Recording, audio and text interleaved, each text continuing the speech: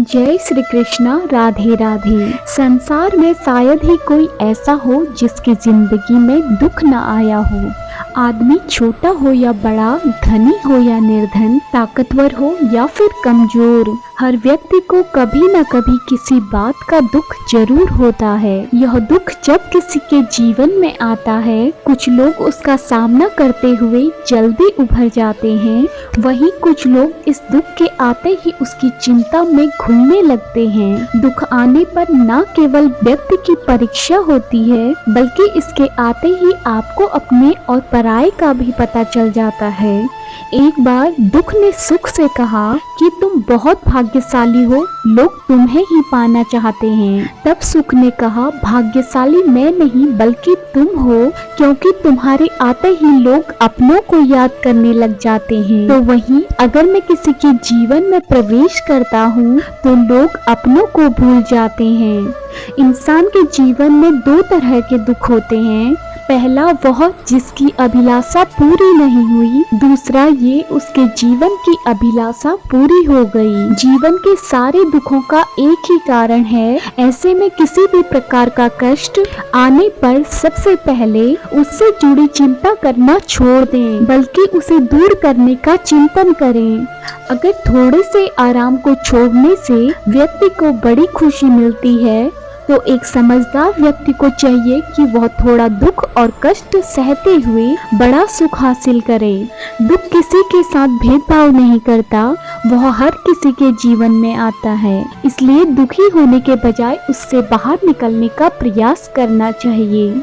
इंसान का जीवन एक सिक्के के समान है, जिसके एक ओर सुख तो दूसरी ओर दुख होता है। उसके साथ कभी सुख तो कभी दुख लगा रहता है। ऐसे में जब कभी सुख आए तो घमंड मत करना, और जब दुख आए तो थोड़ा सब्र करना। किसी ने ठीक ही कहा है कि जिंदगी का रोना भी कोई रोना है। जिंदगी रो कर काटो या फिर हंस कर, वो तो कट ही जाती है। सुख और दुख जिंदगी के खेल हैं, इन्हें खेल की तरह खेलने का नाम ही जिंदगी है। अगर दुखों को नजरअंदाज ना किया जाए तो जीना मुश्किल हो जाता है। दुख का प्रत्यक्ष रूप जितना बड़ा दिखाई देता है, अंदर से वह उतना ही खोखला और कमजोर होता है। अगर विचारों को मजबूत बना कर रखा जाए तो दुख हवा के झोंके के साथ गायब होने वाली पानी के बुलबुलों की तरह होती है। दुख, तकलीफ, आपदाएं इंसान के साथ जुड़ी हुई ऐसी घटनाएं हैं जो क्षति पहुंचाकर हमें विचलित कर देती हैं। कभी कभी तो अविवेकी इंसान सहन शक्ति के अभाव में अपना होश खो बैठता है। मुसीबतों को टालते हुए भी हमारा मन विचलित होता ही है। आगे बढ़ने के सारे दरवाजे बंद होते हुए देखकर सिर पकड़कर बैठने के बजाय कोई और रास्ता नजर नहीं आता। आखिर ऐसा क्यों होता है? कारण है हमारी नकारात्मक सोच और चिंतन हम पर हावी हो जाते हैं। ऐसा बोलते ही इंसान जैसा सोचता है वैसा ही बन जाता है। अगर सोच सकारात्मक होगी तो दुख में भी कहीं न कहीं सुख की अनुभूति होगी। परीक्षा के समय आप देख सकते हैं कि कई छात्र डट कर सामना करते हैं, तो कई हार मान लेते हैं और डिप्रेशन में चले जाते हैं। या तो कई लोग परीक्षा देने ही नहीं जाते हैं, और कई लोग तो कम नंबर आने पर अपनी जान तक देने की कोशिश करते हैं। प्रकृति ने हमें रास्ता बताया है। दुख तकलीफों के समय रोने, सर पीटने, डरने के बजाय अपने आप पर, अपने कर्मों पर विश्वास रखें, जिससे कि आगे बढ़ने के लिए शक्ति, प्रेरणा और लक्ष्य मिले। किस्मत भी उन्हीं का साथ देती है जिनके अंदर कुछ करने का साहस होता है। हर दिन एक जैसे नहीं होते। प्रकृति का नियम है, रात के बाद दिन जरूर आता है। यहाँ कुछ भी स्थायी नहीं है। बुरे वक्त में हमें सुख रूपी सुबह का इंतजार करते रहना चाहिए, जो हमारे लिए एक नई ऊर्जा का निर्माण करती है। दूसरों से तुलना करके अपने भाग्य को कोसने के बजाय अपनी अच्छी बुरी आदतों, कमजोरियों को परखें और हिम्मत न हारकर आगे बढ़ते रहें। श्री कृष्ण कहते हैं, जीवन में कभी भी किसी चीज को लेकर अभिमान नहीं करना चाहिए। क्योंकि पत्थर जब पानी में गिरता है तो अपनी वजन की वजह से वह पानी में डूब जाता है। जिंदगी अध्यापक से ज्यादा सख्त होती है, क्योंकि अध्यापक सबक सिखाने के बाद आपकी परीक्षा जरूर लेते हैं, लेकिन जिंदगी परीक्षा लेकर आपको सबक सिखाती है। जिस प्रकार हवा कभी भी एक दिशा में नहीं बहती, समय समय पर बदलती रहती है, वैसे ही आपकी किस्मत भी समय समय पर बदलती रहती है। जीवन में आने वाले दुख और परेशानी से कभी निराश मत हो। मनुष्य के जीवन में कभी भी समस्याएं या फिर कहीं चुनौतियां यूं ही नहीं आती, इनके आने में एक संदेश छुपा होता है कि आने वाले समय में आपको बड़ा बदलाव लाना है। यदि आप चाहते हैं आपको अपनी मेहनत का पूरा फल समय पर मिले, तो आपको खुद के जीवन में बदलाव लाना होगा। खुद को भीड़ का हिस्सा बनाने से रोकना होगा, क्योंकि भीड़ में जाने वाले व्यक्ति की पहचान कहीं गुम हो जाती है। सफलता अंतिम नहीं है, असफलता घातक नहीं है, यह आगे बढ़ते रहने का साहस है। जो मायने रखता है कि सफल सिर्फ सपनों के लिए मत बनो, बल्कि उनके लिए भी बनो जो तुम्हारा मजाक उड़ाते हैं। तुम्हारा सबसे बड़ा दुश्मन तुम्हारा खुद का आलस है। इंतजार मत कीजिए, सही समय कभी नहीं आता।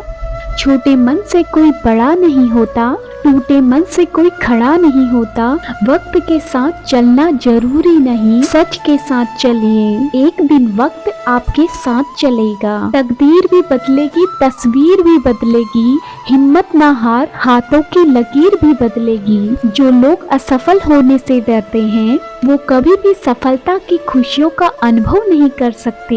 धैर्य ही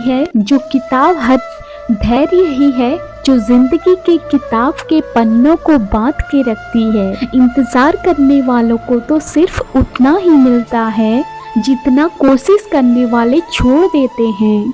अगर परमात्मा तुम्हें कष्ट के पास ले आया है, तो अवश्य ही वह तुम्हें कष्ट के पार भी ले जाएगा। स्वयं खुद को साबित करो, दूसरों को नहीं।